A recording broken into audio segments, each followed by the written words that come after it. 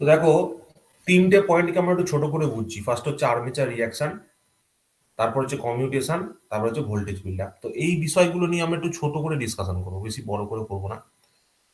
Armature reaction মানে হচ্ছে, আমরা জানি যে আমাদের কাছে যে পোল আছে, সেই পোল এর জন্য একটা কনস্ট্যান্ট ফ্লাক্স তৈরি হয়, যেটা নর্থ থেকে সাউথের দিকে ফ্লো করে। এটা হচ্ছে পয়েন্ট নাম্বার 1। পয়েন্ট নাম্বার 2 কি? পয়েন্ট নাম্বার 2 হচ্ছে, এইখানে যে আমার আর্মেচারটা আছে, আর্মেচারের মধ্যে কন্ডাক্টর আছে। এবার আগের দিন আমি দেখেছি যে কন্ডাক্টরের মধ্যে দিয়ে যদি কারেন্টের ফ্লো হয়, তাহলে কন্ডাক্টরের চারিদিকে একটা ফ্লাক্স তৈরি হয়, ফ্লাক্স সেট আপ হয়। ঠিক আছে, এবার যদি এই দুটো কেসকে আমি একসাথে নিয়ে আসি, মানে একটা ফিল্ডও আছে আর একটা কন্ডাক্টর আছে যার মধ্যে দিয়ে কারেন্টের ফ্লো হচ্ছে, তো এই রকম কন্ডিশনে কি ঘটনা ঘটে? এই মেন ফিল্ডের যে ফ্লাক্সটা থাকে, মেন ফিল্ডের যে ফ্লাক্সটা থাকে, due to the effect of the armature coil flux, armature কয়েলের যে ফ্লাক্স রয়েছে তার এফেক্টের জন্য, there is a tendency that north পোলের উপরের দিকে তোমার ফ্লাক্স কনসেন্ট্রেট হতে শুরু করে, আর সাউথ পোলের বটম দিকে ফ্লাক্সের কনসেন্ট্রেশন দেখা যায়। তার মানে কি, যদি আমি ধরো north pole to south pole main ফ্লাক্সকে এইভাবে দেখাই ফাই মেন হিসাবে, আর আর্মেচার ফ্লাক্সকে ধরো আমি ফর এক্সাম্পল নিচের দিকে যদি দেখাই ফাই এ, তাহলে এদের দুজনের রেজাল্ট্যান্ট হিসাবে আমাদের যে ফ্লাক্সটা পাই সেটাকে আমরা বলি আর্মেচার ফ্লাক্স বা ফাই আর বা রেজাল্ট্যান্ট ফ্লাক্স। তো এই রেজাল্ট্যান্ট ফ্লাক্সের নেচারটা কিরকম হয়? এই যে মেন ফিল্ড ফ্লাক্সটা আছে তার সাপেক্ষে বেঁকে যায় এরকম, মানে যদি এইখানে নর্থ পোল থাকে আর এইখানে তোমার চলে আসে হচ্ছে সাউথ পোল, তার মানে there is a concentration of the fluxes in the upper pole tip of the north pole and in the lower pole tip of the south pole, but there is a reduction in the fluxes in the lower pole tip of the north pole and upper pole tip of the south pole। ঠিক আছে, তো এই ঘটনাটাকেই আমরা বলে থাকি হচ্ছে armature reaction. এবার এই আর্মেচার রিয়াকশনের ফলে কি হয়? আর্মেচার রিয়াকশনের ফলে হচ্ছে কমিউটেশন, তোমার স্পার্কিং হতে পারে, আর ওভারঅল যে ইয়েটা থাকে, ভোল্টেজ বিল্ড আপ যেটা হয়, ওভারঅল ভোল্টেজ বিল্ড আপটা রিডিউস হয়। ঠিক আছে, সো এই দুটো হচ্ছে, এটা হচ্ছে একটা ছোট মতো গল্প অ্যাবাউট আর্মেচার রিয়াকশন। আরো অনেক কিছু আছে, আরো অনেক কিছু এখানে বলা যায়। স্যার তাহলে এখানে একটা হিট লস হতে পারে না? হুম। হিট লস হতে পারে না এখানে একটা? হিট লস ঠিক ব্যাপারটা নয়, এখানে হচ্ছে তোমার এই এই কনসেপ্টটা খেয়াল রাখবে যে মেন ফ্লাক্সটার একটা ডিস্টরশন হয়, মেন ফ্লাক্সের যে ওয়েভ শেপটা থাকে সেই ওয়েভ শেপটার একটা চেঞ্জ হয়। ঠিক আছে, এইটাই হচ্ছে এখানকার মেন পয়েন্ট, এবং তারপরে তো সেই রিলেটেড লসেস তো রয়েছে, বাট মেন আর্মেচার রিয়াকশন মানে হচ্ছে the shifting of the main field fluxes, that is concentration at the upper pole tip of north pole and at the bottom pole tip of south pole। এটা হচ্ছে main point armature রিয়াকশনের ব্যাপারে। Commutation মানে কি? Commutation মানে হচ্ছে তোমরা জানো যে what ever the inside DC voltage is generated, what ever the voltage is generated inside, সেটাকে রেকটিফিকেশন করা হচ্ছে, এবং যে এসিটা ভেতর বাইরে জেনারেট হচ্ছে সেটাকে আমরা ডিসিতে কনভার্ট করতে পারছি বাই মিনস অফ কমিউটেশন। এবার এইটা কিভাবে করা হয়? এইটা করার উপায়টা হচ্ছে যে আমাদের যে কয়েলগুলো থাকে, মানে এটা যদি আমি একটা ধরো আর্মেচারের এই ধরো কমিউটেটর সেগমেন্ট হিসেবে কনসিডার করি, ঠিক আছে, এবার আমি যদি একটা কয়েলকে মোটামুটি একটা ড্র করার চেষ্টা করি এইভাবে, যদি মোটামুটি ধরো আমি এরকম ভাবে একটা ড্র করার চেষ্টা করি, ধরো পাশাপাশি আমি ড্র করছি এরকম, ঠিক আছে, এবার তারপরের কয়েলটা ধরো এর পাশ থেকে এরকম ভাবে গেছে, এর পরের কয়েলটা ধরো পাশ থেকে এরকম ভাবে এসেছে, ঠিক আছে, ঠিক এরকম ভাবে রয়েছে ফর এক্সাম্পল। এইখান দিয়ে আমি যে আলটিমেট বা ফাইনাল কারেন্টটা পাই যদি 2I হয়ে থাকে, সেটা কিরকম ভাবে ফ্লো হয়? এই এই কয়েলের এই সাইড থেকে আই কারেন্ট আসে, আর এই কয়েলের এই সাইড থেকে আই আই কারেন্ট আসে, এবং এই দুটো কারেন্ট এর মধ্যে দিয়ে একত্রিত হয়ে এখান দিয়ে তোমার 2I কারেন্টটা তৈরি হয়। ঠিক আছে, এবার এইটাই যখন এই কয়েল বা এই কমিউনিটিটা যখন এই উপরে থাকা কন্ডাক্টরটা যখন সরতে থাকে, কয়েলটা যখন সরতে থাকে, একটা কেসে কি হয় 2I কারেন্ট পাওয়া যায়, আর একটা কেসে কি হয় তোমার এই মাঝখানে যে কয়েলটার মধ্যে দিয়ে কারেন্টের ফ্লোটা দেখাচ্ছি, সেই মাঝখানে কারেন্টের মধ্যে মাঝখানে যে কয়েলটা থাকে তার মধ্যে কোনো কারেন্টের ফ্লো হয় না। একটা কেস এমন হয় যে ক্ষেত্রে এই যে মাঝখানে কয়েলের মধ্যে দিয়ে দুদিকে আই আই করে কারেন্ট ফ্লো হয় এবং সামেশনে 2I কারেন্ট পাওয়া যায়, আর একটা কেস মানে তার পরের মুহূর্তে কি হয়, এই মাঝখানে কয়েলটার মধ্যে আর কোনো কারেন্ট এক্সিস্ট করে না। ঠিক আছে, এইভাবে আমরা বাই ডাইরেকশনাল দুটো দিকে যে কারেন্ট থাকে, দেখো এর ডাইরেকশন যদি তুমি চেক করো এটা হচ্ছে ক্লকওয়াইজ, এটার যদি ডাইরেকশন চেক করো এটা হচ্ছে অ্যান্টি ক্লকওয়াইজ। দুটো bidirectional current, but ultimately এখানে ইউনি ডাইরেকশনাল হয়ে যায়। তো এটা একটা বেসিক ছবির মধ্যে দিয়ে আমি বোঝানোর চেষ্টা করলাম how communication works. Main purpose হচ্ছে এসি কে ডিসি তে কনভার্ট করা। ঠিক আছে, আর এর পরের কেসটা কি হয়, এটা একটা যদি কেস 1 হয়ে থাকে, এটা যদি কেস 1 হয়ে থাকে, কেস 2টা কি হয়, কেস 2টাতে হচ্ছে এই কয়েলটার মধ্যে কোনো কারেন্টের ফ্লো হচ্ছে না, অন্য কয়েল দিয়ে কারেন্টের ফ্লোটা কন্টিনিউ হচ্ছে। এইখানে কয়েলটা কারেন্ট ফ্লো করতে পারছে না, মানে এইখানে একটা কয়েল যেমন থেকে থাকে, এখানে যেমন ব্রাশ থেকে থাকে, এখানে একটা ব্রাশ আছে, সেই ব্রাশের মধ্যে দিয়ে আমরা কারেন্টের কালেকশনটা করি। এবার এই ব্রাশের যদি শিফটিং হয়, মানে ব্রাশ তো অ্যাকচুয়ালি শিফট হয় না, ব্রাশটা ফিক্স থাকে, যদি আর ইয়েটা শিফটিং হয়, তোমার কম্পিউটারটা শিফটিং হয়, তখন সেই পজিশনে মাঝখানে যে কয়েলটা থাকে, সেই মাঝখানে কয়েলে কোনো কারেন্ট থাকে না। তো এরকম ভাবে মোটামুটি একটা আমরা বলতে পারি যে কিভাবে কমিউনিকেশনটা কাজ করে এবং কমিউনিকেশনের জন্য ভূমিকাটা কি, মেন ভূমিকাটা কি। ব্যাস এইটুকু হচ্ছে কমিউনিকেশনের ব্যাপারে। এই পোর্শনের জন্য জানলেই হবে, এটা প্রচুর বড় ডিটেল ডিসকাশন করা যায়, অনেক কিছু এর মধ্যে আছে। নেক্সট দেখো, নেক্সট হচ্ছে voltage build up. Voltage build up মানে হচ্ছে, ধরো তোমার কাছে একটা শান্ট জেনারেটর আছে, এটা ধরো তোমার কাছে একটা শান্ট জেনারেটর আছে। এবার শান্ট জেনারেটরে যদি আমাকে ভোল্টেজ বিল্ড আপ ব্যাপারটা কি হয়, মানে কিভাবে ভোল্টেজটা এর অ্যাক্রসে বিল্ড আপ হয়, সেটা যদি বুঝতে হয়, তার ফ্যাক্টরটা কি, তার ফ্যাক্টরটা হচ্ছে, ধরো তুমি প্রথমত কি করেছো, তোমার কাছে একটা ফিল্ড আছে, তো সেই ফিল্ডের মধ্যে ফার্স্ট অ্যান্ড ফরমোস্ট পয়েন্ট হচ্ছে তার মধ্যে রেসিডুয়াল ম্যাগনেটিজম থাকতে হবে। রেসিডুয়াল ম্যাগনেটিজম থাকতে হবে, যদি রেসিডুয়াল ম্যাগনেটিজম না থাকে তাহলে কিন্তু কোনো রকম ভোল্টেজ বিল্ড আপ হবে না। এটা হচ্ছে ফার্স্ট অ্যান্ড ফরমোস্ট পয়েন্ট। যদি রেসিডুয়াল ম্যাগনেটিজম থাকে তাহলে এখানে তোমার ফ্লাক্স সেট আপ হবে এবং voltage build up possible. Next point হচ্ছে, যদি এর মধ্যে কোনো রেসিডুয়াল ম্যাগনেটিজম থাকে, so there will be some amount of flux that is generated.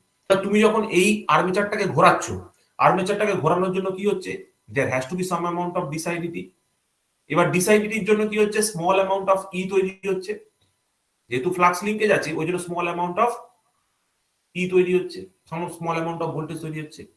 এই স্মল অ্যামাউন্ট অফ ভোল্টেজ কি করছে, send some amount of voltage, send small amount of current ISH. এ কি করছে, একটা স্মল অ্যামাউন্ট অফ কারেন্ট পাঠাচ্ছে আইএসএইচ, কার through দিয়ে, এই ফিল্ডের থ্রু দিয়ে। এই small amount of current ISH increases the phi, এর মধ্যে দিয়ে যে ফ্লাক্সটা ছিল সেই ফ্লাক্সটাকে ইনক্রিজ করছে। Now as the phi increases, that means psi increases. যদি সাই ইনক্রিজ করে দ্যাট মিন্স ই ইনক্রিজেস। ঠিক আছে, দ্যাট মিন্স ই ইনক্রিজেস। যদি ই ইনক্রিজ করে, ই ইনক্রিজ করা মানে হচ্ছে কি, আবার তোমার এখান দিয়ে এই ই স্মল অ্যামাউন্ট অফ ইটা তখন ইনক্রিজ করলে তার মানে আবার কি হচ্ছে, আবার আইএসএইচ ইনক্রিজ করছে, আবার ফাই ইনক্রিজ করছে, আবার সাই ইনক্রিজ করছে, আবার ই ইনক্রিজ করছে। তার মানে দের ইজ এ, এই দিক দিয়ে যে কারেন্টের ফ্লোটা কন্টিনিউয়াসলি বাড়তে থাকছে, সেই কারেন্টের ফ্লোটা আলটিমেটলি এইখানে যে ভোল্টেজটা ছিল সেই ভোল্টেজটাকে কন্টিনিউয়াসলি বাড়াতে থাকছে। স্যার এই যে ঘটনাটা ঘটছে এটা কি সারাক্ষণ ঘটতে থাকবে? না, ঘটবে না, যতক্ষণ না পোলটা স্যাচুরেট না করে যায়। তো পোলটা স্যাচুরেট করা মানেটা কি, এইরকম একটা ভ্যালু আমরা পাই, এরকম একটা ভ্যালু। ঠিক আছে, এই পজিশনে গিয়ে পোলটা স্যাচুরেট করে যায়, এরপরে তুমি আর ভোল্টেজটাকে বাড়াতে পারবে না, আর no further increment in the voltage. ঠিক আছে, তো তুমি যতই দাও ততই চাই, মানে যতই তুমি ভোল্টেজ বাড়িয়ে যাচ্ছ, যতই তুমি ধরো এখানে ইয়ে করেছো, যতই তুমি আস্তে আস্তে আস্তে আস্তে ফিল্ডের কারেন্ট ভোল্টেজ বেড়ে যাচ্ছে আর কারেন্ট বেড়ে যাচ্ছে, বাট বাড়তে বাড়তে একটা পয়েন্টে এসে সেটা কিন্তু ফিক্সড হয়ে যাচ্ছে। ফিক্সড হওয়ার কারণটা কি, আমি যে পোলগুলো ইউজ করেছিলাম, পোলের ফেস গুলো স্যাচুরেট করে যাচ্ছে, মানে ওর পক্ষে ওর থেকে বেশি ফ্লাক্স নেওয়া আর পসিবল নয়। That is the reason why তোমার টার্মিনালে একটা পার্টিকুলার ভোল্টেজে গিয়ে এই যে ভোল্টেজ বিল্ড আপটা স্টপ হয়ে যায়। ঠিক আছে, তো কিভাবে ভোল্টেজ বিল্ড আপ হলো, কিভাবে কমিউটেশন হলো, কিভাবে আর্মেচার রিঅ্যাকশন হলো, ছোট করে বুঝতে পারলে? দেখো, জাস্ট একটা ছোট ডেসক্রিপশন দিলাম যে কিভাবে আর্মেচার রিঅ্যাকশন হয়, কিভাবে কমিউটেশন হয়, কিভাবে ভোল্টেজ বিল্ড আপ হয়। মেন কনসেপ্টটা বুঝতে পারলে? কারো কোনো কোশ্চেন থাকলে জিজ্ঞেস করতে পারো। স্যার ভোল্টেজ বিল্ড আপটা একটু বলুন।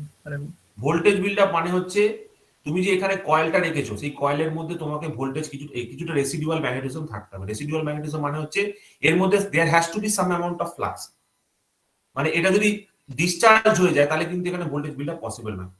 যদি কিছুটা ভোল্টেজ থাকে, ভোল্টেজ এই কিছুটা পরিমাণ ফ্লাক্স থাকে, তাহলে কি হবে, এই ফ্লাক্স কিছুটা তোমার ফিল্ড সেট আপ করবে, small amount of field set up করবে।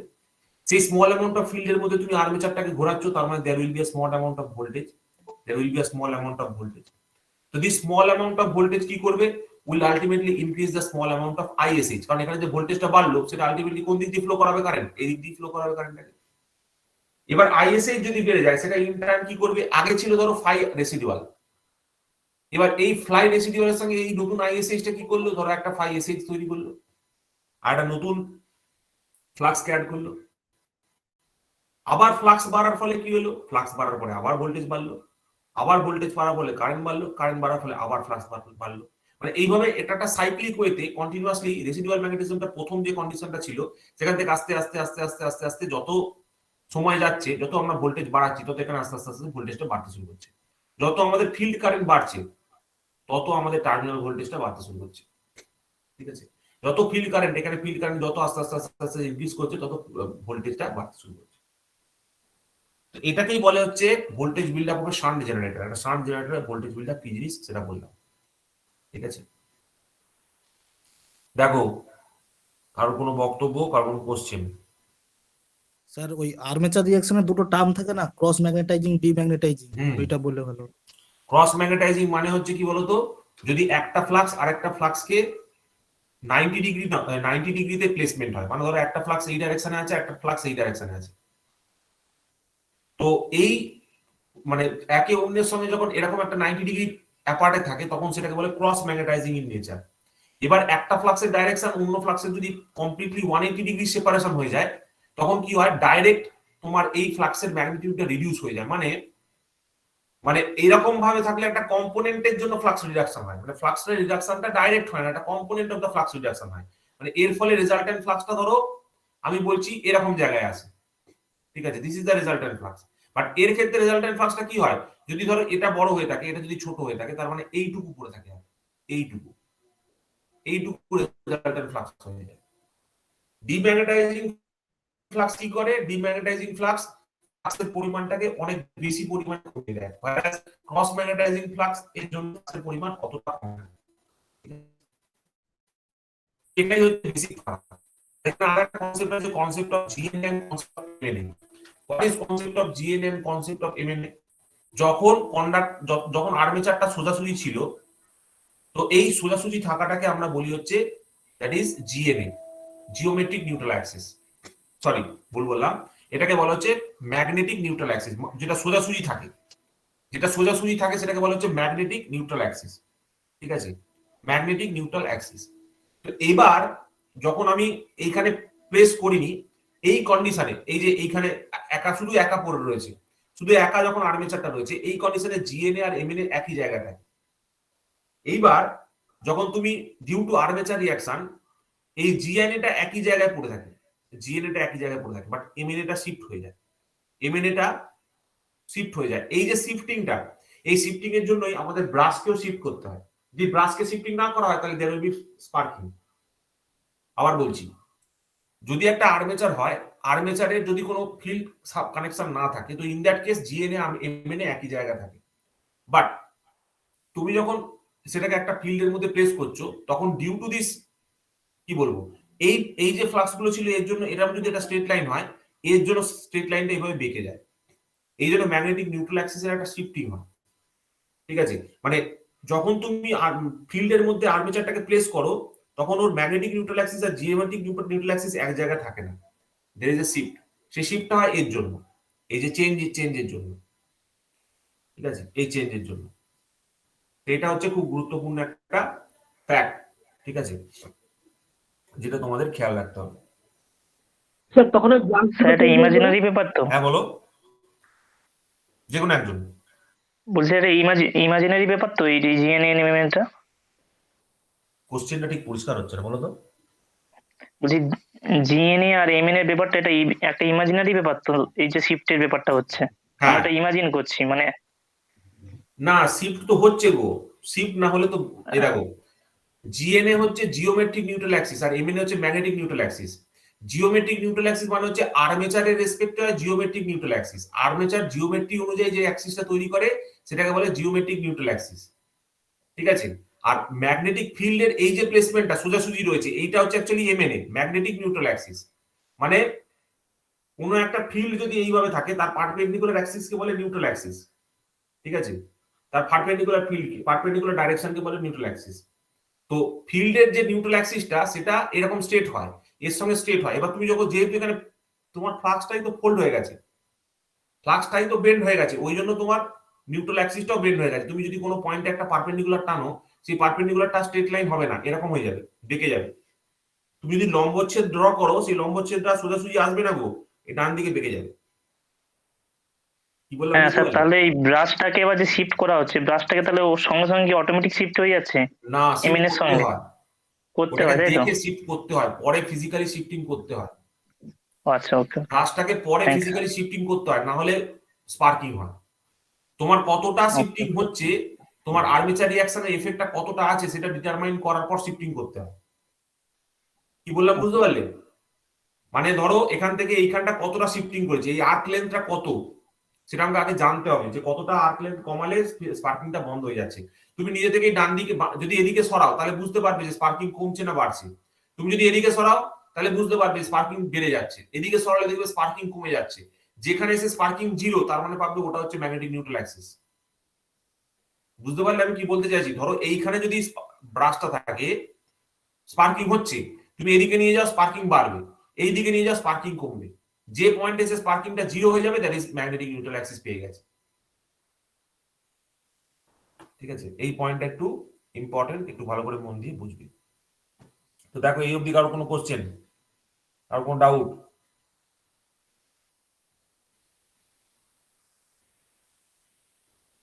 বলো, কারো যদি কোনো কোশ্চেন থাকে, কারো যদি কোনো ডাউট থাকে জিজ্ঞেস করতে পারো অবশ্যই। এটা কম্পেনসেটিং হচ্ছে মোটামুটি তিনটে কনসেপ্ট তোমরা অবশ্যই পড়বে regarding armature reaction, commutation and voltage build up. এবার দেখো তোমাদের যেহেতু কোনো কোশ্চেন ছিল না ওই জন্য আমি পরের টপিকে চলে আসছি। এবার চলে আসছি ক্যারেক্টারিস্টিক্সে। ক্যারেক্টারিস্টিক্স মানে হচ্ছে, ধরো আমি যদি একটা কি বলবো, ধরো একটা সেপারেটলি এক্সাইটেড জেনারেটর নিই। সেপারেটলি এক্সাইটেড জেনারেটর কিরকম দেখতে ছিল স্যার? এরকম দেখতে ছিল।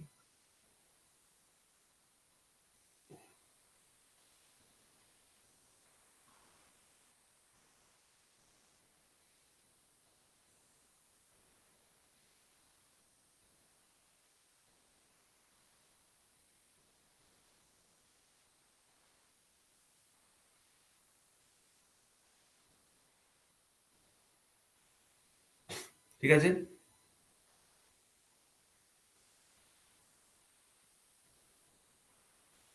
এইবার এর একটা ক্যারেক্টারিস্টিক্স বলতে আমরা যেটা প্লট করি সেটা বেসিক্যালি ভোল্টেজের রেসপেক্টে প্লট করা হয়, লোড কারেন্ট বা আর্মেচার কারেন্টে।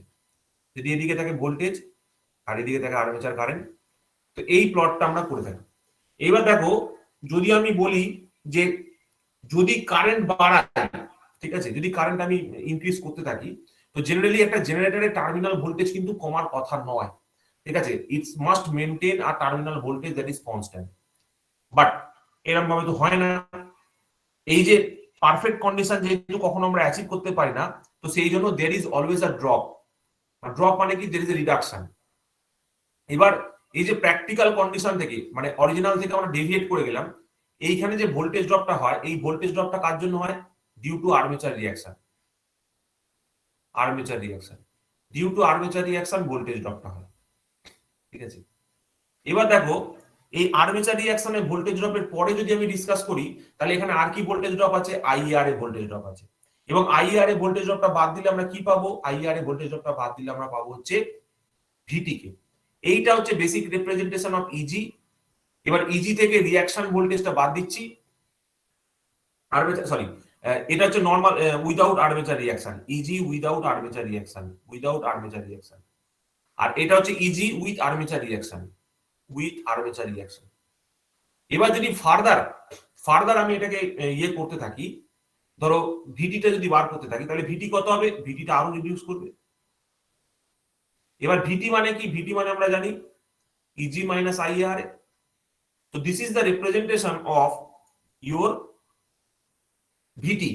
মানে ভি এর নেচারটা কি হবে with respect to armature current আমরা এইভাবে প্লট করতে পারি। স্যার এতটা বাড়িয়েছি, এরপর যদি আমি আরো আর্মেচার কারেন্টকে বাড়াই তাহলে কি হবে? আর্মেচার কারেন্টকে আরো বাড়ালে এটা একটা সময় এসে জিরোতে গিয়ে ঠেকবে, ঠিক আছে? এবং এই যে কার্ভটা তুমি পেলে, এই কার্ভটাকে বলা হয় হচ্ছে এক্সটার্নাল ক্যারেক্টারিস্টিক্স। এইটা হচ্ছে এক্সটার্নাল ক্যারেক্টারিস্টিক্স। স্যার এটাকে কেন এক্সটার্নাল ক্যারেক্টারিস্টিক্স বলে স্যার? কি মানে হতে পারে স্যার? দেখো, এক্সটার্নাল ক্যারেক্টারিস্টিক্স সবসময় লোডের ভিত্তিতে হয়। লোডে আমি কি লাগাচ্ছি, that is external to the source. Load যেটা লাগাই that is external to the source. এবার লোডের প্যারামিটার কি কি আছে? ভিটি আর IL.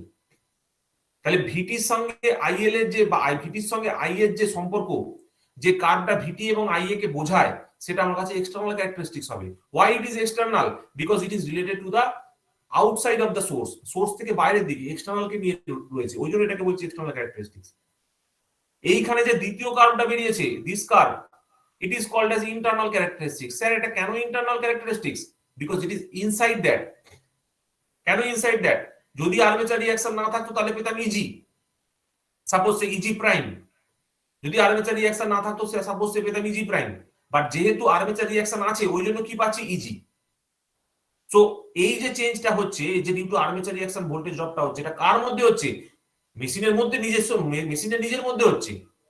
That is why it is called as the internal characteristic curve, and this is called as the external characteristics curve of a DC shunt wound generator। ঠিক আছে, দেখো কোনটাকে series, এই কোনটাকে ইন্টারনাল ক্যারেক্টারিস্টিক্স বলে কেন বলে বুঝতে পারলে? কোনটাকে এক্সটার্নাল ক্যারেক্টারিস্টিক বলে কেন বলে বুঝতে পারলে? দেখো,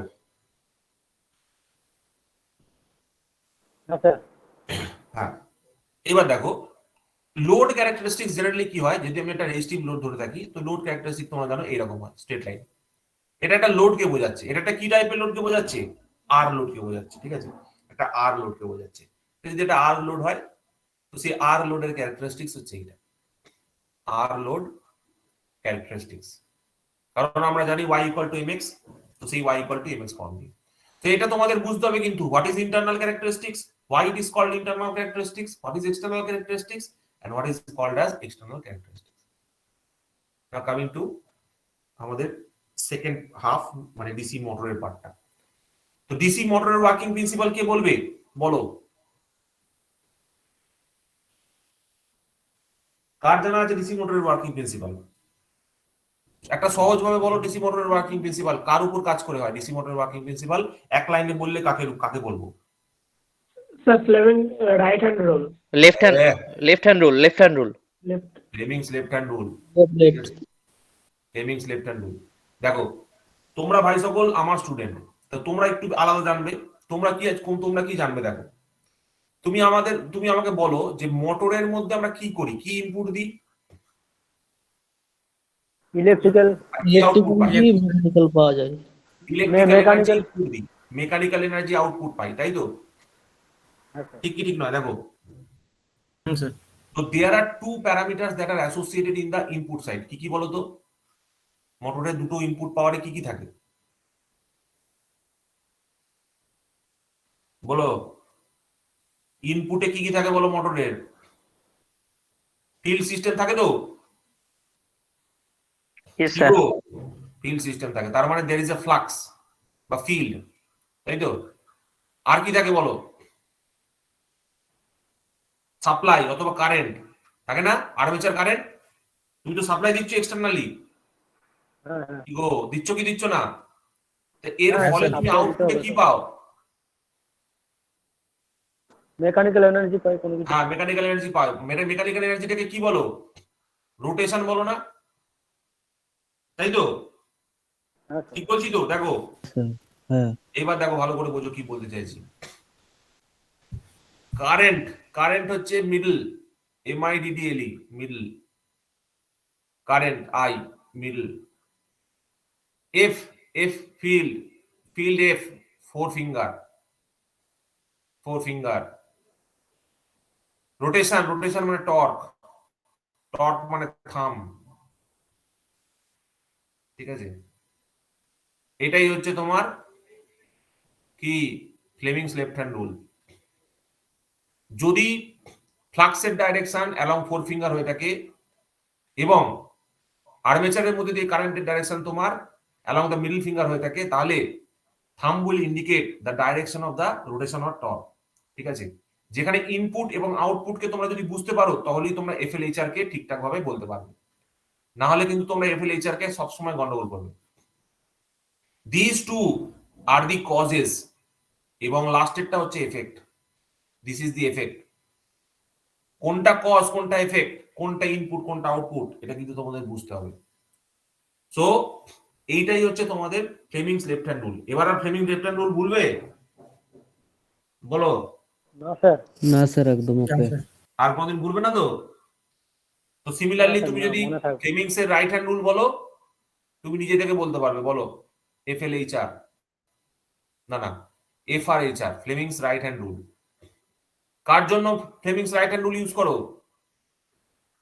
বলো। জেনারেটর ইনপুটে কি থাকে? Mechanical energy.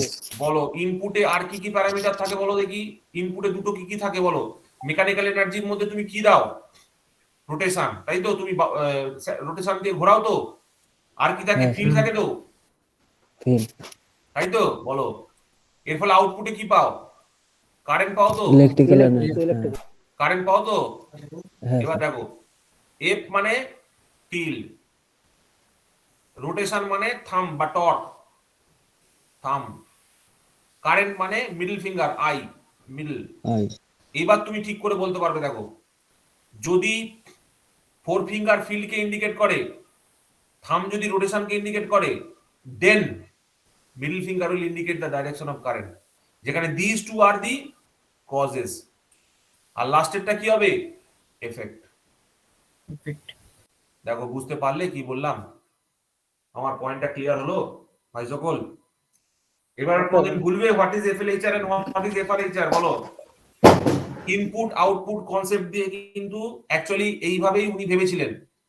তোমরা উল্টো ভাবে ভাবো, তোমরা আঙুলটার দিকে তাকিয়ে ভাবো এর মধ্যে কি আছে আর ওর মধ্যে কি আছে। তোমরা ওকে মোটর আর জেনারেটর হিসেবে কোনোদিন ভেবে দেখোইনি। এরকম ভাবে ভেবে দেখেছো আগে কখনো? না স্যার। তো this is the simplest way to remember. দেখো কারো কোনো ডাউট, কারো কোনো কোশ্চেন? নেক্সট দেখো ব্যাক ইএমএফ। ভালো করে শুনবে কি বলছি, হ্যাঁ? দেখো এটা বোঝা গেল তো? কোনো অসুবিধা নেই তো? এবার দেখো back EMF, concept of back EMF. কি বলছো বলো গো? বলছিলাম ক্লিয়ার। হ্যাঁ হ্যাঁ স্যার বুঝতে পেরেছি, ক্লিয়ার হয়েছে এটা। হ্যাঁ ঠিক ঠিক। Concept of back EMF. এবার দেখো কনসেপ্ট অফ ব্যাক ইএমএফ ব্যাপারটা বুঝতে গেলে তোমাদেরকে সবার আগে বুঝতে হবে ইন্ডাক্টরকে। তোমাকে আমি আগের দিন বলেছিলাম ইন্ডাক্টরের নেচারটা কি গো? স্টেটমেন্ট দিয়েছিলাম একটা, বলো তো। ম্যাগনেটিক এনার্জি স্টোর করে থাকে। বলো। কালকে আমি ইন্ডাক্টর একটা স্টেটমেন্ট দিয়েছিলাম, inductor does not allow change of current. Inductor does not allow sudden changes in current, তাই তো? এটা বলেছিলাম তো কালকে, বলেছিলাম তো এই কথাটা। দেখো ট্রানজিয়েন্ট ক্লাসে বলেছিলাম এই কথাটা। ইন্ডাক্টর কখনো সাডেন চেঞ্জেস ইন কারেন্টকে অ্যালাউ করে না। এবার তুমি ধরো একটা ইন্ডাক্টর সে নিজের মতো ছিল পড়ে, তুমি তাকে ধরে তার মধ্যে একটা এসি সাপ্লাই দিয়ে দিলে, ঠিক আছে? তো ইন্ডাক্টরের মধ্যে যখনই তুমি এসি সাপ্লাই দিলে তখন কি হবে? ইন্ডাক্টর তো প্রথমে আইএল ইকুয়াল টু তার মধ্যে দিয়ে 0 যাচ্ছিল, তুমি হট করে আইএল ইকুয়াল টু ধরো সাপোজ I1 তুমি পাঠাতে শুরু করলে, তাহলে the first tendency of inductor কি হবে? What will be the tendency of the inductor? Open circuit. বলো। What will be the first tendency of the inductor? Open হয়ে যাবে নাকি? না, ধরো এখানে যে ভিএসটা রয়েছে ওটাকে অপোজ করবে। অপোজ করবে, correct. The first tendency of the inductor will be to oppose this voltage. এবং how to oppose this voltage? এই ভোল্টেজটাকে সে অপোজ করবে কি করে? দেখো এই পয়েন্ট অবধি ধরে রাখো। সে অপোজটা কিভাবে করবে সেটা তোমায় বলছি। ধরো তোমার কাছে একটা ধরো এখানে একটা ভোল্টেজ সোর্স আছে, সে 10 ভোল্টের। তুমি ধরো এখানে একটা রেজিস্ট্যান্স নিয়েছো, ঠিক আছে? সাপোজ সে 2 ওহমের, তাহলে এখানে কত কারেন্ট যাচ্ছে? 5 অ্যাম্পিয়ার। তাই তো? বলো। হ্যাঁ স্যার।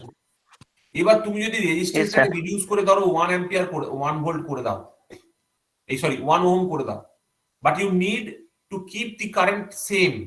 তুমি কারেন্টের কোনো চেঞ্জ চাও না, কারেন্টটাকে সেম রাখছো, বাট রেজিস্ট্যান্সটাকে চেঞ্জ করে দিয়েছো, লোডটাকে চেঞ্জ করে দিয়েছো। তাহলে বলো তো, এইখানে আমি একটা ব্ল্যাক বক্সকে বসাতে চাইছি, একটা ব্ল্যাক বক্স। সেই ব্ল্যাক বক্সটা কি হওয়া উচিত যাতে করে এই সার্কিটটার এই কন্ডিশনটা স্যাটিসফাইড হয়? এখান দিয়ে 5 অ্যাম্পিয়ারও কারেন্ট যাবে, এইখানেও তোমার রেজিস্ট্যান্সটা 1 ওহম থাকবে, বাট এখানে আর কি এমন হতে পারে যার জন্য আমি এখানে কেভিএলটা স্যাটিসফাই করবে? বলো দেখি তো। 1 ওহম আর একটা লাগাবো। 15 একটা ভোল্ট 1 একটা ওহম লাগাবো। লাগাতে পারি, আর কি? 3 ইন্ডাকটেন্স ভোল্ট একটা লাগাবো। বলো সুব্রত। ইন্ডাকটেন্সটাই তো অপোজ করে দিবে, মানে যতটা চেঞ্জ ইন্ডাকটেন্স হবে এখানে সেটাকে কোথায় দেখতে পাচ্ছ? এখানে ইন্ডাকটেন্স কোথায় আছে? এখানে তো একটা ভোল্টেজ সোর্স আছে, একটা রেজিস্ট্যান্স আছে। এখানে বলেছি আর ভোল্টেজ যদি সোর্স আর রেজিস্ট্যান্স 5 ওহম আর এই 10 ওহম আর 2 ওহম আছে, এই 10 ভোল্ট আর 2 ওহম আছে, তার জন্য 5 অ্যাম্পিয়ার কারেন্ট যাচ্ছে। আমি বললাম 10 এটা স্যার ভোল্টটাকে 5 ফিক্স রাখছি, ভোল্টের 5 একটা অ্যাম্পিয়ারটাকেও লাগাতে ফিক্স পারি। রাখছি, বাট রেজিস্ট্যান্সটাকে 1 ওহম করে দিয়েছি। দিয়ে আমি স্যার বলতে ওটা চাইছি যে এইখানে এখন কি সিচুয়েশন হবে, মানে এইখানে যে আমি যে একটা ব্ল্যাক বক্স বসিয়েছি, এই ব্ল্যাক বক্সটাকে আমি কি দিয়ে রিপ্লেস করতে পারি? স্যার এটা 5 ভোল্টের যদি ইয়ে হয়, ভোল্টেজটা কমেছে। হ্যাঁ, এই তো প্রিয়ম কথাটা ঠিক বলেছে, যে একটা 5 ভোল্টের যদি আমি এখানে সোর্স বসিয়ে দিই, একটা ভোল্টেজ সোর্স দিয়ে যদি আমি রিপ্লেস করে দিই, তাহলে ইট ক্যান বি পসিবল, তাই না? দেখো, হ্যাঁ স্যার, পসিবল তো? হ্যাঁ হ্যাঁ আচ্ছা, তার মানেটা হচ্ছে যে to maintain the same current, ভালো করে বোঝো, to maintain the same current, A voltage মানে একটা ভোল্টেজ সোর্স আমার দরকার, যে ভোল্টেজ সোর্সটাকে ওই কারেন্টটাকে কনস্ট্যান্ট রাখতে পারবে। তার মানে হচ্ছে ইন্ডাক্টর বাই নেচার যেহেতু কারেন্টের চেঞ্জটাকে অ্যালাউ করে, ইন্ডাক্টর এই ভোল্টেজের চেঞ্জটাকে আটকানোর জন্য প্রথমত একে বলবে যে তুমি ভোল্টেজটা কমাও, কিন্তু এই উত্তর দেবে আমি তো সোর্স, আমার কাছে তো কোনো কন্ট্রোল নেই, আমার যতটা পাওয়ার আমি ততটাই তোমাকে, আমার যতটা ভোল্টেজ আমি ততটাই তোমাকে সাপ্লাই করব, আমার যতটা ক্ষমতা আমি ততটাই তোমাকে সাপ্লাই করব, তুমি বুঝে নাও তুমি কি করবে না করবে। Now to control this current, now to control this current, inductor will build up a voltage across this in this polarity, এই পোলারিটি রেসপেক্টে ভোল্টেজ বিল্ড আপ করবে, যখন এইখানে প্লাসটা থাকবে এখানে মাইনাসটা থাকবে। তার মানেটা কি? তার মানেটা হচ্ছে ইন্ডাক্টর একটা ভোল্টেজ বিল্ড আপ করছে to oppose the supply voltage, ঠিক আছে? This opposing supply voltage is nothing but back EMF. এই যে অপোজিং নেচারটা to the supply voltage is nothing but back EMF. তুমি যদি এটা একটা আর্মেচারের মধ্যে ঢুকিয়ে দাও, this will work as the same way, কারণ ভেতরে কি আছে? আর্মেচারের ভেতরে কয়েল আছে। কয়েল মানে কি? ইন্ডাক্টর। কয়েল মানে কি? তুমি যখনই এখানে ভোল্টেজ দিচ্ছ, প্রথমে 0 ভোল্ট ছিল, হট করে ভি ভোল্টেজ দিয়ে দিলে, সো ইন্ডাক্টর কি করবে? ইন্ডাক্টর এই ভোল্টেজের যে চেঞ্জটা, সেই ভোল্টেজের চেঞ্জটাকে আটকানোর জন্য, মানে কারেন্টের যে পরিবর্তনটা সেটাকে আটকানোর জন্য কি করবে? এখানে একটা ভোল্টেজ বিল্ড আপ করবে, ভোল্টেজ ডেভেলপ করবে, দ্যাট ইজ ব্যাক ইএমএফ। তার মানে to oppose the supply voltage whatever is applied, that is to reduce the current change in current, change in কারেন্টটাকে আটকানোর জন্য inductor will induce a voltage, that voltage is nothing but back EMF. ঠিক আছে? দেখো বুঝতে পারলে কি বললাম? দেখো ভাই সকল, কি বললাম বুঝতে পারলে? এইটা হচ্ছে আমার কাছে ব্যাক ইএমএফ। হ্যাঁ স্যার। তো তোমাদের ইন্টারভিউতে কোশ্চেন জিজ্ঞেস করলে কি বলবে? তুমি ইন্টারভিউতে কোশ্চেন জিজ্ঞেস করলে এইভাবে বলবে যে whenever we apply AC voltage across an inductor, the first tendency of the inductor is not to allow the changes in current. Now to stop this, ও কি করে? Now to stop this, it induces a voltage of opposite polarity to that of the supply voltage such that the current reduces. এমন ভাবেই ও করতে চেষ্টা করছে যাতে করে এইখানে একটা ভোল্টেজ তৈরি হয় ভিএল, যেটা এই ভিএস কে অপোজ করবে, এবং এর মধ্যে দিয়ে যে কারেন্টের চেঞ্জটা, দ্যাট ইজ যেটা 0 থেকে I1 হয়ে গেছিল, সেই চেঞ্জটাকে আবার 0 তে নিয়ে আসার চেষ্টা করবে। ওই জন্য ইন্ডাক্টর যখন পুরোপুরি চার্জ হয়ে যায় তখন কি রকম হয়? ইন্ডাক্টরের একপাশে কারেন্ট বলো 0 হয়ে যায়। ইনিশিয়ালি কারেন্ট ফ্লো হতে শুরু করলো, বাট ফাইনালি গিয়ে 0 হয়ে গেল। যখন ইন্ডাক্টরের একপাশে কারেন্ট কি থাকে? ইনিশিয়ালি কত থাকে বলো? ইনিশিয়ালি ম্যাক্সিমাম থাকে, তারপর আস্তে আস্তে গিয়ে 0 হয়, তাই তো নাকি?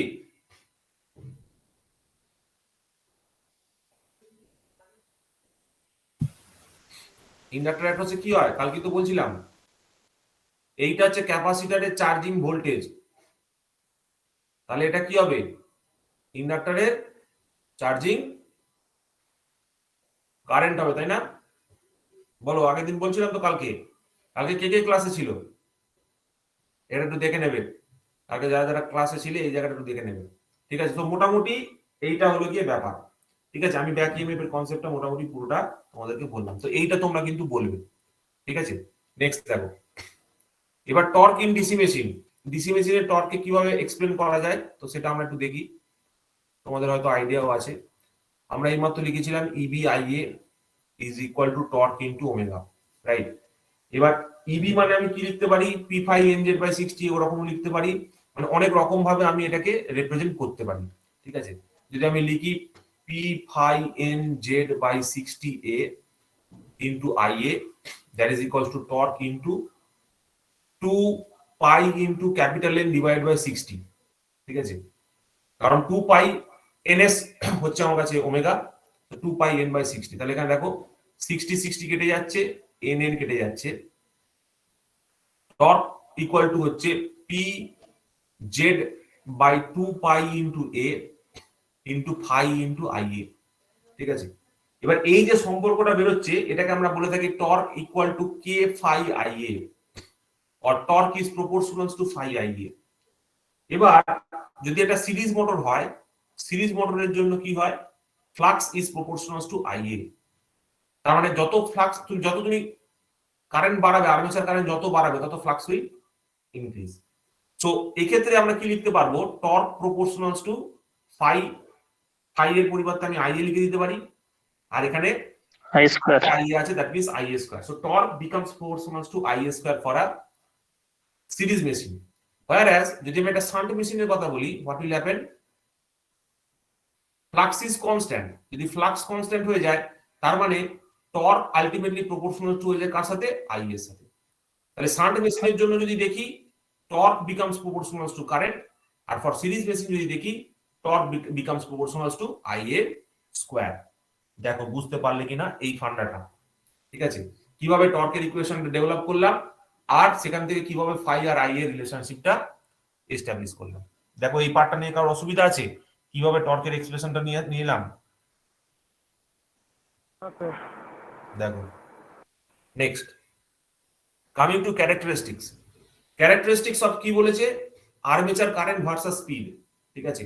ক্যারেক্টারিস্টিক্স অফ, বলো কার সাথে কার ক্যারেক্টারিস্টিক্স ড্র করতে বলেছে, পারবে কেউ?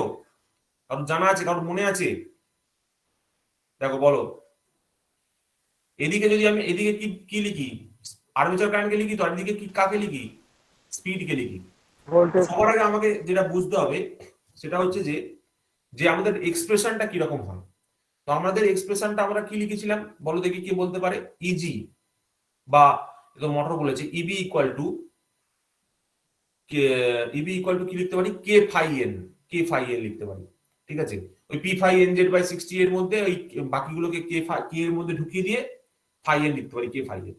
আর ভি কে কি লিখতে পারি, ইবি কে কি লিখতে পারি, VT minus IA R A, VT minus IA R A divided by কত লিখবো বলো, ফাই এন, ফাই লিখবো, আর এটাকে sorry divide by N, that is equal to K phi, और ফাই প্রপোর্শনাল টু কি হয়ে যাবে, VT minus IA R A divided by N, এরকম ভাবে লিখতে পারি। और এন কেও লিখতে পারি এরকম ভাবে ঘুরিয়ে, VT minus IA R A divided by phi, এরকম ভাবে লিখতে পারি। তো দেখো যদি আর্মেচার কারেন্টকে বাড়াই তাহলে কি হবে, উপরের যে টার্মটা VT minus IA R A that will reduce. যদি VT minus IA R A reduce করে দেন হোয়াট উইল হ্যাপেন, এটা রিডিউস করা মানে হচ্ছে এনটা রিডিউস করা। তার মানে with increase in armature current there has to be a decrement in speed. যত আমি আর্মেচার কারেন্ট বাড়াবো তত স্পিডটা কি হবে, ডিক্রিজ করতে থাকবে। তো বলো কি রকম নেচার হওয়া উচিত, স্পিড ভার্সাস আর্মেচার কারেন্টের নেচার কি রকম হওয়া উচিত ফর সিরিজ মোটর? বলো, যত আর্মেচার কারেন্ট বাড়াবো তত স্পিড ফল করবে, আর যত স্পিড বাড়বে, যত আর্মেচার কারেন্ট কমাবো তত স্পিড কি হবে, বাড়বে। মানে যখন আর্মেচার কারেন্ট খুব কম তখন এইরকম একটা জায়গা, মানে ইনফাইনাইট ডাইরেকশন এরকম ভাবে থাকবে, আর যখন এইরকম একটা ডাইরেকশন পাবো, যখন আই ইকুয়াল টু ইনফিনিটির দিকে, তখন ওটা কি হবে? কালকে এগুলো সব বলেছি রে, তোরা কোথায় ছিলি? চন্দন, মিস্টার চন্দন, রেক্টাঙ্গুলার মিস্টার প্রিয়ম, কি হবে কার্ভের নেচারটা? এই তোদের কার বাঁকা শেখাচ্ছে। Hyperbola. So this is the nature for the speed versus armature current characteristics of DC series motor. মনে রাখবে, সিরিজ মোটর, ঠিক আছে? যদি শান্ট মোটর হতো স্যার, তাহলে কি হতো? দেখো, শান্ট মোটরকে বলে কনস্ট্যান্ট স্পিড মোটর, মানে এরকম স্ট্রেট লাইন হওয়ার কথা, বাট প্র্যাকটিক্যালি দেখতে গেলে এরকম পাবো। তো দিস ইজ শান্ট মোটর। দেখো, বুঝতে পারলে কিভাবে শান্ট মোটরের armature current versus speed characteristics plot করা হয়, সিরিজ মোটরের armature current versus speed plot করা হয়। দেখো, স্যার এক্সপ্রেশনটা আরেকবার বলে দিন। দেখো, এটা হচ্ছে ফার্স্ট পার্ট। এবার দেখো, আর কোনো কোশ্চেন আছে? বোঝা গেছে? স্যার বলছি এখানে ইভি কাজ টু কে ফাই এন, এটা কোথা থেকে বললেন বুঝলাম না। এটা হাওয়া থেকে এলো, হাওয়া। EB equal to P phi N Z by 60A, ঠিক আছে? এখান থেকে পি জেড বাই 60A এটাকে আমরা কনস্ট্যান্ট ধরে নিই, আর এখানে পড়ে থাকে ফাই আর N. This two are variable parameters. এটা পুরোটাই হচ্ছে মেশিন ডিজাইন ডিপেন্ডেন্ট, মানে এগুলো তো ফিক্সড প্যারামিটার, ওই জন্য এটাকে কনস্ট্যান্ট কি ধরা যায়, ঠিক আছে? বুঝতে পেরেছো? কে জিজ্ঞেস করলে? বুঝতে পেরেছি। তোরা বোঝা গেছে তো? ব্যাস, দেখো নেক্সট। এবার দেখো, টর্ক ভার্সাস আর্মেচার কারেন্ট, তো তোমরা এটা পারবে, এটা নিয়ে তো কোনো আপত্তি নেই আশা করি। যদি আমি একদিকে টর্ককে রাখি, একদিকে আর্মেচার কারেন্টকে রাখি, বলো কি হবে? এই মাত্র বার করেছি, torque proportional to I A square. কার জন্য হয়? সিরিজ বলো। সিরিজ সিরিজের জন্য। সিরিজ যত কারেন্ট বাড়বে তার রেসপেক্টে টর্কটা স্কয়ারের টার্মসে ইনক্রিজ করবে, মানে এইরকম হয়ে যাবে, এরকম হয়ে যাবে, ঠিক আছে? আর torque proportional to I A ছিল কার জন্য? শান্টের জন্য, শান্টের জন্য। তার মানে যত টর্ক বাড়াচ্ছ, যত কারেন্ট বাড়াচ্ছ, তত টর্ক বাড়ছে, প্রপোর্শনেট রিলেশন। আর straight line passing through origin. So this will be the characteristics for what? Series. And this will be the characteristics for what? Shunt. দেখো, বুঝতে পারলে কিনা বলো? All clear? এগোই। আজকে আমাদের সৈনিক কমে গেছে কেন এত? সেনাপতি হয়তো ভয় লাগছে আমার। এই সেনাপতি আরেকজন এসছে, সব গ্রুপে মেসেজ করো, বলছো যারা আছো তারা সবাই গ্রুপে জয়েন করো কলে। তো গ্রুপে মেসেজ করতে বলো, মেসেজ করো সবাই। 14 জন 15 জন আছো, সবাই আগে গ্রুপে মেসেজ করো দেখি। বলো স্যার বলছে ইমিডিয়েটলি সবাইকে জয়েন করতে, ইমিডিয়েটলি, যে যেখানেই থাকুক। অ্যাটেন্ডেন্স কমে গেছে, অ্যাটেন্ডেন্স কমলে হবে না, এত অ্যাটেন্ডেন্স কমলে হবে? সবাই রেকর্ডিং করলে হবে? দেখো, তো এটা হয়ে গেল এই ব্যাপারটা। নেক্সট দেখো, নেক্সট আমরা দেখবো টর্ক ভার্সাস স্পিড। এবার দেখো, টর্ক ভার্সাস স্পিড মানে এক কথায় যেখানে স্পিড লেখা থাকবে সেখানে জয়গুরু বলবে, জয়গুরু বলে কি করবে? এরকম স্ট্রেট লাইন একটা ড্র করে দেবে একটু বেঁকিয়ে। This will be for what? Shunt motor. Speed যেখানে দেখতে পাবে সেখানে জয়গুরু বলে একটা স্ট্রেট লাইন দেবে, ঠিক আছে? This will always be correct for speed torque, speed armature current. This will always be correct, ঠিক আছে? এবার ব্যাপারটা হচ্ছে যে স্পিড ভার্সাস আর্মেচার কারেন্ট বুঝলাম স্যার, তাহলে স্পিড ভার্সাস টর্কের নেচারটা কি হবে? আরে বাবা, টর্ক যদি proportional to I A square হয় আর স্পিড যদি ডিসপ্রপোর্শনাল টু হয় আই এর সাথে, যেটা তোমার বার করেছিলাম V minus I A R A by phi, তার মানে কি এখানে টর্কের জায়গায় আমি আই এর জায়গায় তো টর্ককেও রিপ্লেস করতে পারি, কারণ দে আর প্রপোর্শনেট এবং স্কয়ারের টার্মসে প্রপোর্শনেট। তার মানে একই কার্ভ আসবে, এক কার্ভ আসবে, ঠিক আছে? So this will be for the series, this will be for the series. দেখো, বুঝতে পারলে কি বললাম? এই ইকুয়েশনটাতে যদি আমি, যেহেতু both are having proportionate relationship, তুমি এখানে ভ্যালু বসাতেই পারো, কারণ দুজনের মধ্যে স্কয়ারের টার্মসে ভ্যারি করছে, মানে তুমি আর্মেচার কারেন্টকে বাড়ালে টর্কও বাড়বে, তার মানে it will have the same nature as that of the other cases, ঠিক আছে? তো এখান থেকে আমরা এটা বলতে পারি।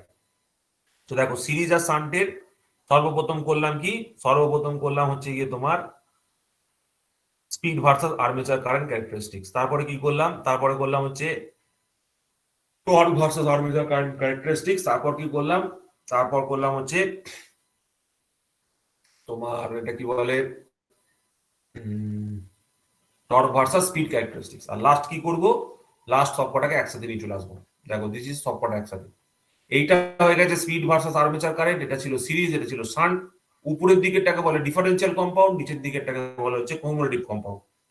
টর্ক ভার্সাস আই এর ক্ষেত্রে কি হয়, আর্মেচার কারেন্টটা এইভাবে বেড়েছিল সিরিজের জন্য, কনস্ট্যান্ট ছিল এই লিনিয়ারলি বেড়েছিল ফর শান্টের জন্য। শান্টের জন্য কিউমুলেটিভটা উপরের দিকে যায় ফর টর্ক আর্মেচার ক্যারেক্টারিস্টিক্স, আর ডিফারেন্সিয়ালটা নিচের দিকে আসে। ঠিক আছে, আর যদি আমি স্পিড টর্ক ক্যারেক্টারিস্টিক দেখতে চাই তাহলে মাঝখান দিয়ে যাবে। স্পিড টর্ক ক্যারেক্টারিস্টিক যদি দেখতে চাই তাহলে মাঝখান দিয়ে যাচ্ছে, কে কিউমুলেটিভ হচ্ছে। ঠিক আছে, তো এই কার্ডটা তোমাদের বেসিক্যালি আসে, এই তিনটে কার্ড থেকে তোমাদের জিজ্ঞেস করে কোশ্চেন, এখানটা খুব ইম্পর্টেন্ট। ঠিক আছে, এবার দেখো speed control of DC motor কি কিভাবে করা যায়, তিন ভাবে করা যায়। একটা হচ্ছে আর্মেচার রেজিস্ট্যান্স কন্ট্রোল, একটা হচ্ছে ফিল্ড ফ্লাক্স কন্ট্রোল, আর একটা হচ্ছে আর্মেচার ভোল্টেজ কন্ট্রোল। স্যার কি বলছেন এগুলো মানেটা কি? এইসব আমি কিচ্ছু বুঝি না, এইসব বলে আমাকে লাভ নেই স্যার, ঠিক করে বলুন। ব্যাপারটা হচ্ছে তোমরা এইমাত্র যে ইকুয়েশনটা দেখলে, যেখানে তুমি কি লিখেছিলে, EB equal to K phi N. ঠিক আছে, ইবির জায়গায় তুমি লিখলে VT minus I A R A, বুঝতে পারলাম sir, that is equal to K phi N. তাহলে এন সমান সমান কত লিখলে, VT minus I A R A divided by K phi, বা এন প্রপোর্শনাল টু কি লিখতে পারি, VT minus I A R A by phi. এবার এখানে যতগুলো প্যারামিটার আছে তার মধ্যে একমাত্র আর্মেচার কারেন্টটা আমার হাতে নেই। কেন আমার হাতে নেই? It is dependent on load. But other যে তিনটে প্যারামিটার আছে, যেমন আর্মেচার রেজিস্ট্যান্স, ভোল্টেজ আর ফ্লাক্স, এই তিনটেকে আমি ভ্যারি করাতে পারি। ঠিক আছে, এই তিনটেকে আমি কি করতে পারি, ভ্যারি করাতে পারি। যদি আর্মেচার রেজিস্ট্যান্সকে ভ্যারি করাই তাহলে আমরা কি পাবো, আর্মেচার রেজিস্ট্যান্স কন্ট্রোল। যদি আর্মেচার রেজিস্ট্যান্সকে বাড়াই তাহলে কি হবে, আইএআরএ বাড়বে।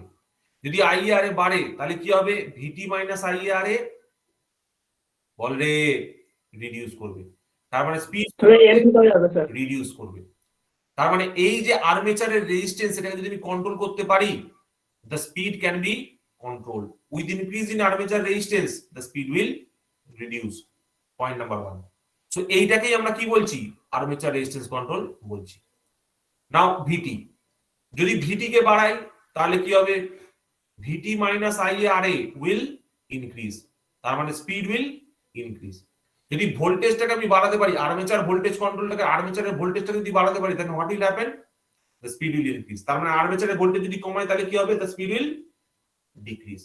Similarly, এই নিচে যে ফ্লাক্সটা আছে বলো কি হবে, যদি ফ্লাক্স বাড়াই, what will happen to speed will reduce, তাই তো? ফ্লাক্স যদি আমি রিডিউস করি, what will happen, speed will এইবার ব্যাপারটা হচ্ছে, ভালো করে বোঝো ব্যাপারটা, আমি একটা গুরুত্বপূর্ণ কোশ্চেন টপিক পার্ট বলছি। সেটা হচ্ছে আমরা এই আর্মেচার রেজিস্ট্যান্স কন্ট্রোলটাকে বর্তমানের দিনে আর ইউজ করি না, বিকজ অফ পাওয়ার লস হওয়ার জন্য এটাকে আমরা ব্যবহার করছি না। এইবার পড়ে থাকে ফিল্ড কন্ট্রোল আর armature voltage control. Field control যখন আমরা অ্যাপ্লাই করি, সেটা সবসময় গ্রেটার দ্যান রেটেড স্পিডে,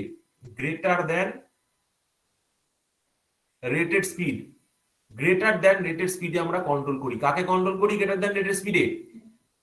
ফিল্ড কন্ট্রোলের সময়। কেন ফিল্ড কন্ট্রোলের সময় গ্রেটার দ্যান রেটেড স্পিড পাওয়া যায়?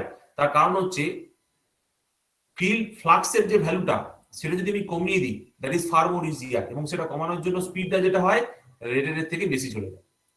whereas আর্মেচার ভোল্টেজ কন্ট্রোল যেটা, সেটা থ্রু দিয়ে কি করা হয়, লেস দ্যান রেটেড স্পিডে স্পিড কন্ট্রোল করা হয়, লেস দ্যান রেটেড স্পিডে স্পিড কন্ট্রোল করা হয়। তার মানেটা কি? তার মানেটা হচ্ছে আমার কাছে যে রেটেড স্পিডটা আছে তার থেকে যদি কম স্পিডে রান করাতে হয়, সেটা কোন ইকুয়েশনের ক্ষেত্রে পসিবল? একমাত্র ভিটি মাইনাস আইআর এই সম্পর্কটার ক্ষেত্রেই পসিবল। ভিটি কে আমি যতই বাড়াই না কেন IaRa will ultimately reduce the value of VT. That means it will ultimately reduce the value of what? Reduce the value of speed. সবসময় মনে রাখবে আর্মেচার ভোল্টেজ কন্ট্রোলকে আমরা ব্যবহার করি বিলো দা রেটেড স্পিড কন্ট্রোলের জন্য, আর ফিল্ড ফ্লাক্স কন্ট্রোলটাকে আমরা ব্যবহার করি কার জন্য? অ্যাবভ দা রেটেড স্পিড কন্ট্রোলের জন্য। ঠিক আছে, আমার এই কিছুদিন আগে একটা ক্লাস, এই রবিবার দিন একটা ক্লাস আমি স্পিড কন্ট্রোলের উপর ইন ডিটেইলস নিয়েছি। তোমরা যদি চাও ওই এটা অলরেডি ইউটিউবে রয়েছে, তোমরা ওই ডিটেইল ক্লাসটাকে ওখান থেকে দেখে নিতে পারো। ঠিক আছে, তো তোমাদের মেইনলি কি জিনিস বুঝতে হয় যে স্পিডটা কোন কোন প্যারামিটারের উপর ডিপেন্ড করে এবং কোন কোন প্যারামিটারের ভ্যারিয়েশনের থ্রু দিয়ে আমরা এই তিনটে স্পিড কন্ট্রোল মেথডকে পেয়ে থাকি: armature resistance control, field flux control and armature voltage control. এর মধ্যে আরেকটা গুরুত্বপূর্ণ কোশ্চেন যেটা বললাম, সেই কোশ্চেনটা আছে, that is what is the কি বলে গ্রেটার দ্যান রেটেড স্পিডে কোনটাকে কন্ট্রোল করি আর লেস দ্যান রেটেড স্পিডে কোনটাকে কন্ট্রোল করি। গ্রেটার দ্যান রেটেড স্পিডে কন্ট্রোল করি হচ্ছে ফিল্ড ফ্লাক্সকে, আর লেস দ্যান রেটেড স্পিডে কাকে কন্ট্রোল করি? আর্মেচার ভোল্টেজকে। ঠিক আছে, গ্রেটার দ্যান 5 ফিল্ড কন্ট্রোলের জন্য আমরা তাহলে কি ইউজ করি? Greater than rated speed. আর আর্মেচার ভোল্টেজের জন্য কাকে ইউজ করি? Less than rated speed. দেখো, বুঝতে পারলে কি বললাম ভাই সকল? গল্পটা পরিষ্কার হলো? হ্যাঁ স্যার। দেখো, যতটুকু বলছি ততটুকু খেয়াল করবে, ততটুকু কিন্তু পড়বে, অবশ্যই পড়বে ততটুকু। আমি যেটুকু বলছি সেটুকুর বাইরে, মানে সেটুকুর বাইরে তুমি যত খুশি পড়তে পারো, বাট এইটুকু তোমার মিনিমাম তোমাকে পড়তেই হবে। ঠিক আছে, so this is the part of the speed control of DC motor. Now coming to next, that is the starter. একটা ডিসি মোটরে কেন স্টার্টার ব্যবহার করা হয়? What is the reason behind using a starter? বলো।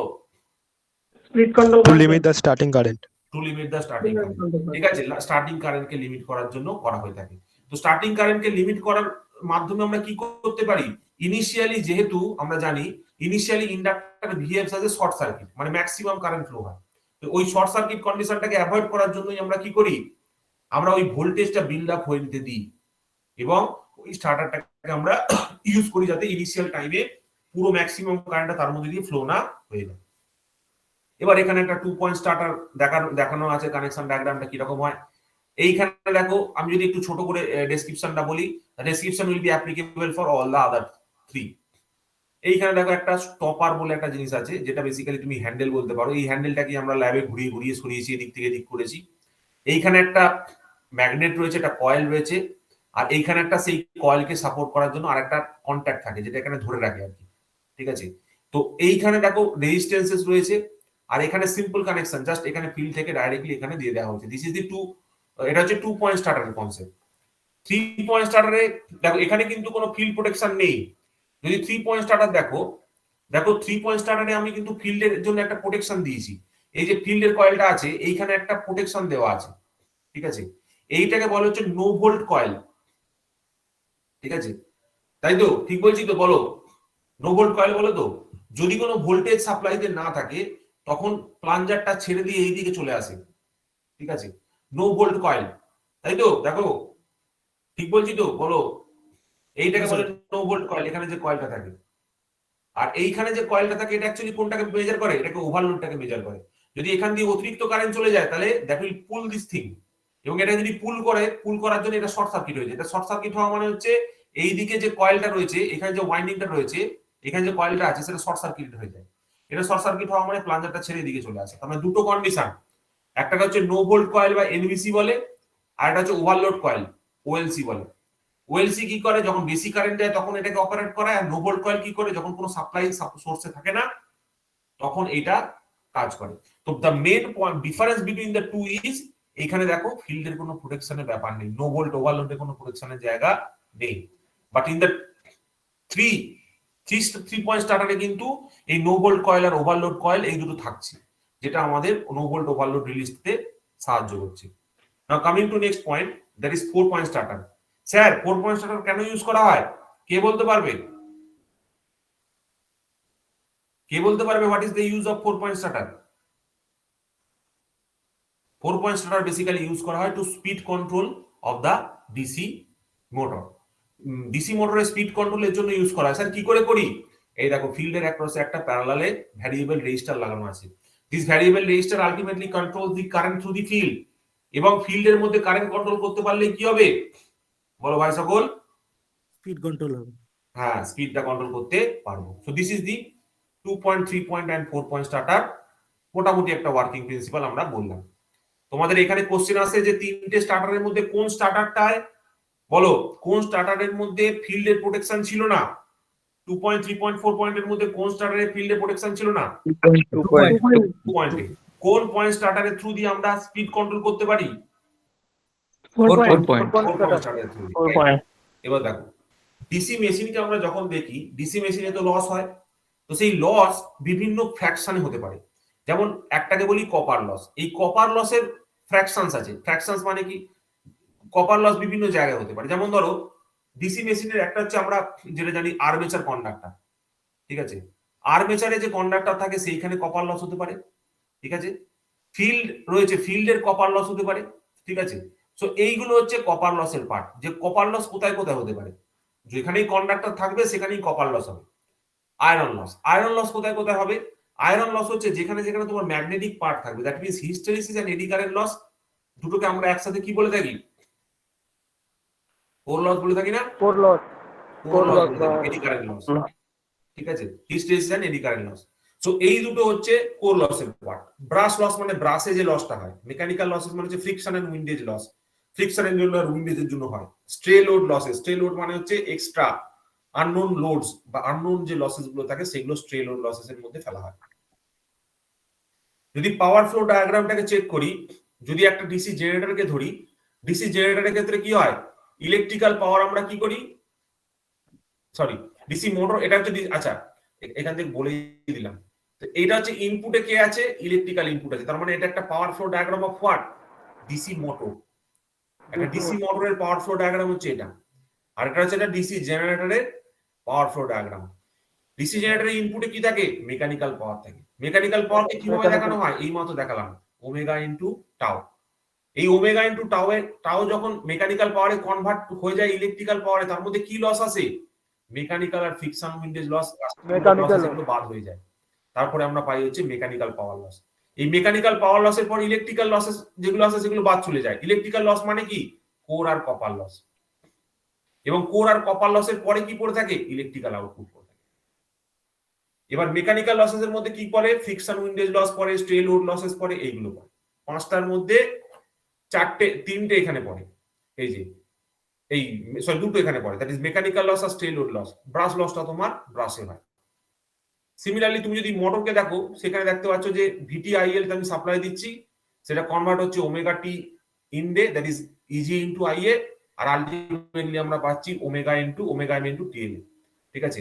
এক্ষেত্রে কি হচ্ছে? ইনিশিয়ালি হয়ে যাচ্ছে electrical losses, that is hysteresis and eddy current loss, that is core loss and iron loss. এই কোর লস এন্ড কপার লসটা আগে হচ্ছে, তারপরে স্টেজে হচ্ছে গিয়ে মেকানিক্যাল লসেসটা। ঠিক আছে? This is the simple power flow diagram. তোমাদের এই পাওয়ার ফ্লো ডায়াগ্রামটা কিন্তু খেয়াল রাখতে হবে যে ইলেকট্রিক্যাল লসটা আগে কার হয়? মোটরের হয় না জেনারেটর হয়? একটা ছবি দিয়ে দিল। ঠিক আছে? এরকম ওরা ডিজাইন করতে পারে কোশ্চেন। এবার যদি আমি এফিসিয়েন্সির কথা বলি, এফিসিয়েন্সি এক কথায় বলতে গেলে আমরা কাকে বলি? আউটপুট বাই ইনপুটকে বলি। ঠিক আছে? এখানে যে ক্যালকুলেশনটা করা হচ্ছে, this is for a motor. আমরা ডিসি মোটরের জন্য যদি একটা এফিসিয়েন্সি ক্যালকুলেট করতে যাই, তাহলে কি পাবো? প্রথমত হচ্ছে তার ইনপুট টু দা ফিল্ড কত হয় আর ইনপুট টু দা আর্মেচার কত হয়। ইনপুট টু দা ফিল্ডকে যদি ভি ইনটু আইএফএম মানে ফিল্ডের মধ্যে কতটা কারেন্ট যাচ্ছে, আর V into IM that is আর্মেচারের মধ্যে কতটা কারেন্ট যাচ্ছে, তাহলে এইভাবে লিখতে পারি। এবার মোটরের মধ্যে লস কি কি থাকে স্যার? মোটরের মধ্যে তো এইমাত্র বললাম স্যার, চারটে লস থাকে, পাঁচটা লস থাকে। একটা হচ্ছে আপনি বললেন এই কোর লস, একটাকে বললেন কপার লস, দাঁড়া এক মিনিট,